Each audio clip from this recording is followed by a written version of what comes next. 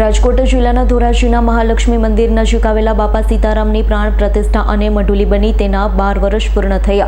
13મું વર્ષ થયા અને 13મો પાટોત્સવ નિમિત્તે આજે ભવ્યથી ભવ્ય રીતે ઉજવણી કરવામાં આવી. રાજકોટ જિલ્લાના ધોરાજીના મહાલક્ષ્મી મંદિર નજીક આવેલા બાપા સીતારામની પ્રાણ પ્રતિષ્ઠા અને મઢુલી બની તેના 12 વર્ષ પૂર્ણ થયા. 13મું વર્ષ થયા અને 13મો પાટોત્સવ નિમિત્તે આજે ભવ્યથી ભવ્ય રીતે ઉજવણી કરવામાં આવી છે. બાપા સીતારામની મઢુલી અને બાપા સીતારામની મૂર્તિને અલગ અલગ ફૂલોથી અલગ અલગ રોશનીથી શણગાર કરવામાં આવ્યો. ત્યારબાદ ધાર્મિક કાર્યક્રમ યોજાયા બાદ મહાઆરતી અને મહાપ્રસાદનું આયોજન કરવામાં આવ્યું. મહાલક્ષ્મી મંડળના આગેવાન અને કાર્યકર દાતાઓ, બાપા સીતારામના ભક્તો, મહાલક્ષ્મી મંદિરના ટ્રસ્ટીઓ બહોળી સંખ્યામાં ઉપસ્થિત રહ્યા. બાપા સીતારામના દર્શન કરી ધન્યતા અનુભવી હતી.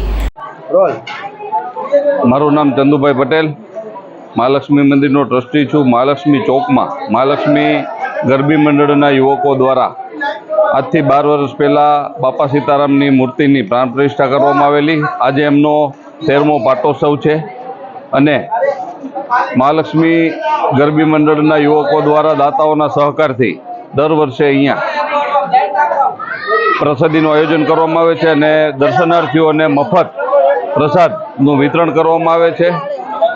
ખરેખર આ મહાલક્ષ્મી ગરબી મંડળના યુવકોનું આ કૃત્ય ખૂબ જ સરાહનીય અને બિરદાવવા લાયક છે.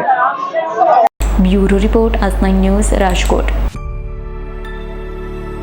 અમારી તમામ માહિતીથી અપડેટ રહેવા માટે જોડાયેલા રહો S9 ન્યૂઝ સાથે.